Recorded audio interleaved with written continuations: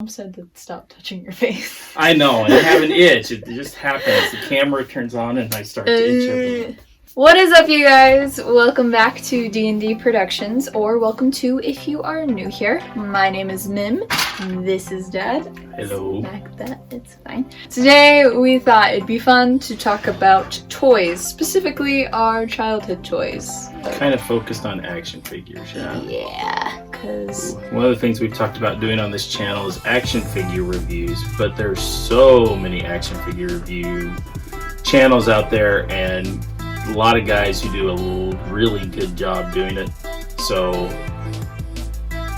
we're going to do a little bit different. And so we thought we'd start off with this. So first off, what would you classify as your childhood toy? Okay, so obviously I'm a kid of the 80s. So I grew up with, of course, Star Wars. Before it's too late. Will the rebel force be strong enough to deal with the Imperial stormtroopers? Only you can decide with Star Wars toys. G.I. Joe. He'll fight for freedom wherever there's trouble. G.I. Joe is there. It's here, the G.I. Joe collection. And of course, I had He-Man, I had Mask, I had Dungeons and Dragons, and of course my friends and I, we just mixed our toys up. So yeah, you might get a new G.I. Joe, but you throw them into this imaginary world with Star Wars and Dungeons and Dragons. He-Man and Mask kind of were the outliers because they didn't really fit in. They were... What I would classify as my childhood toys are Barbies. When I was little, I really liked Barbies. For about a year. Yeah, and then I got super duper duper into My Little Pony.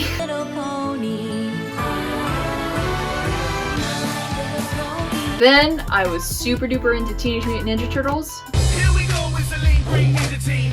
There was a point in time where we would go into Toys R Us.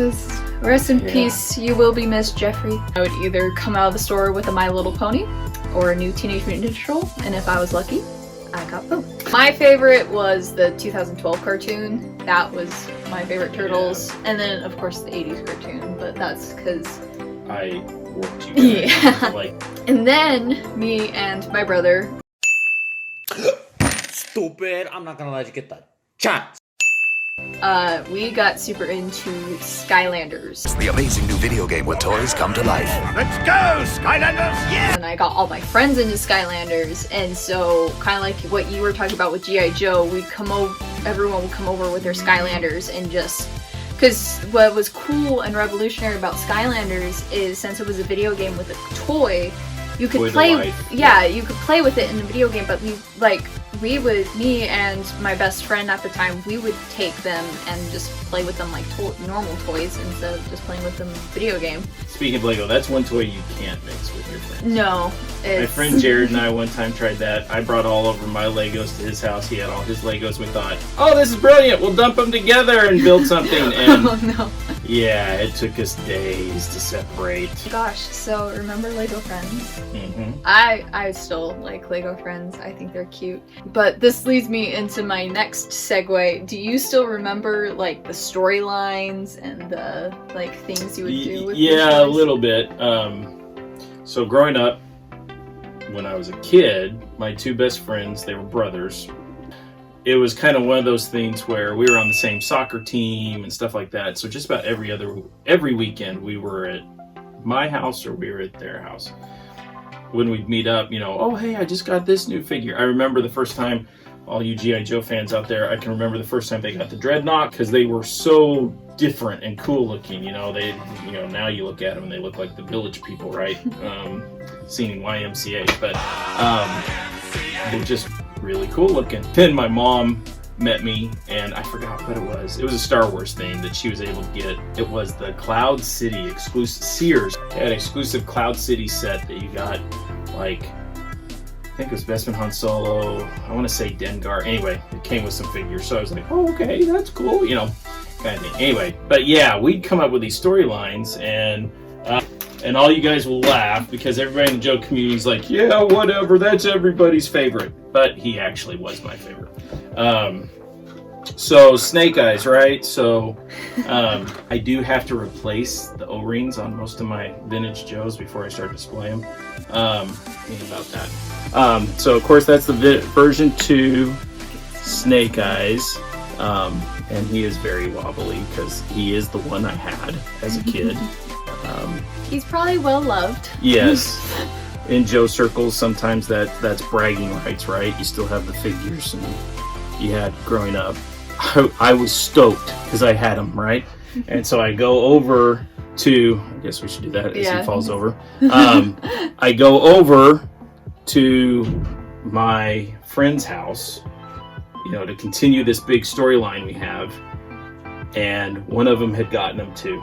It's like, oh crap, okay, well who's Snake Eyes then? Who's going to be Snake Eyes, right? That debate. And so it ended up that my buddy was Snake Eyes, and my Snake Eyes became Panthro, which was a total steal of like Thundercats, right? Yeah. And it was also because we were all big. We were all big this Marvel your original fans. character? Do not steal. Yes, we were all we were all Marvel fans too, and so we even back then we were exposed to Black Panther, right? So all black suit, coming up with a cool name. So my Snake Eyes became Panthro, but Panthro is now a copyrighted character. Panthro is copyrighted in Thundercats. So, but yeah, we had these storylines that we'd pick it up on a Friday night, spending the night, play way later than we should have because we had soccer games in the morning. You picture the kids in Stranger Things. That's kind of how it was. We were either playing with our action figures or their uncle.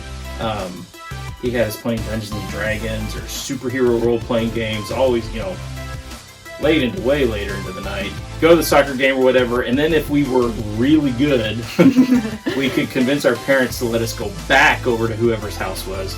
And the rest of Saturday we'd kind of play, finish the story arc.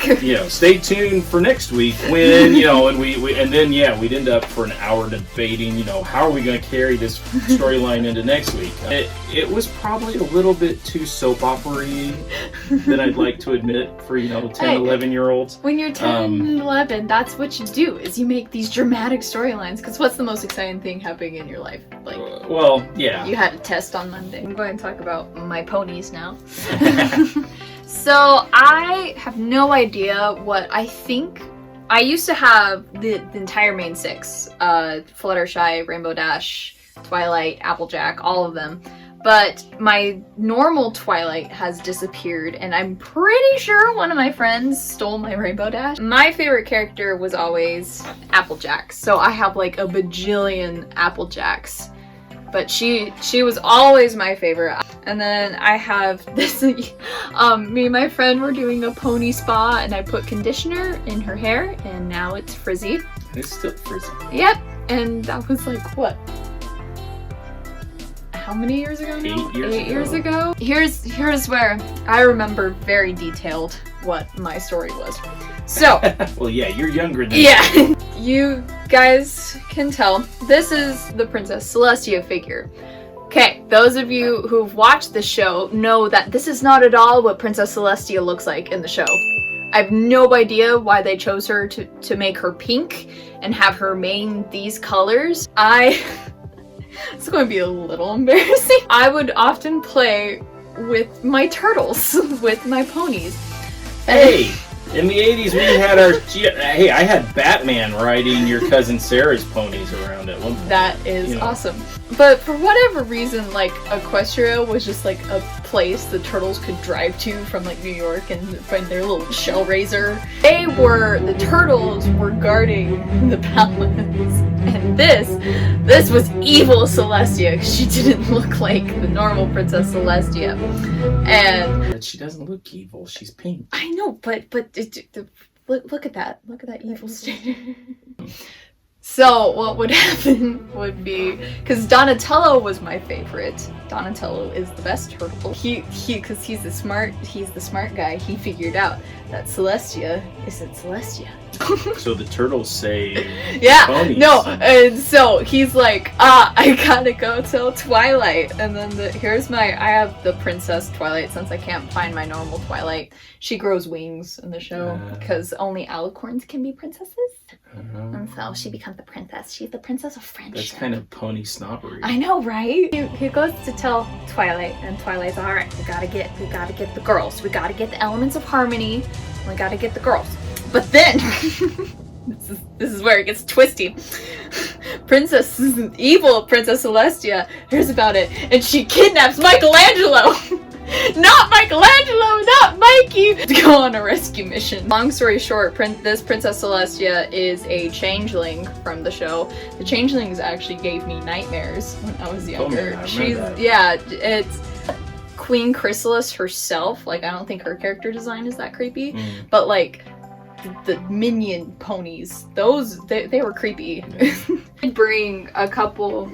So what me and my brother would do is we would set up the portal and we would line up the Skylanders we wanted to play. So my favorites were mostly the dragons because I like dinosaurs and I thought they looked like dinosaurs, so I mostly played with the dragons. But my favorite character, and I think she was the first Skylander that was like mine and not James's, was Stealth Elf, because she's an elf and she's cool. And I did bring the first Disney Infinity characters that I ever bought were Tinkerbell, because Tinkerbell has been my favorite since I was a little girl. Very little. And Stitch. You're still kind of in a dragon phase. Yeah, I like dragons. They're cool.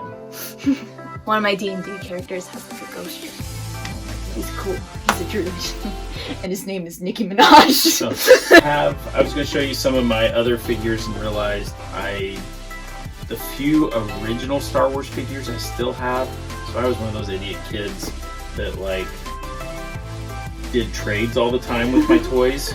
So what we'll do eventually is like I said, I keep them in here. We'll do legit reviews because Snake Eyes was my first figure, but actually my favorite figure, and I couldn't find his regular version. This is Falcon. This is the Night Force version. It was a Toys R Us exclusive back in the day. Anyway, we still don't have an outro. Please subscribe to our channel if you want to see more things like toy reviews. Maybe we'll throw in some cartoon and movie stuff. Yeah, we'd like to do just pop culture. Just if you like pop culture, if you like toys, comic books, superheroes, fantasy, D&D, anything like that, I would highly suggest subscribing. I want to do some cosplay stuff in the future. There's exciting things coming to this channel, so subscribe so you don't miss that. Please like and share this video with your friends, and we will catch you next time. Bye! Peace out.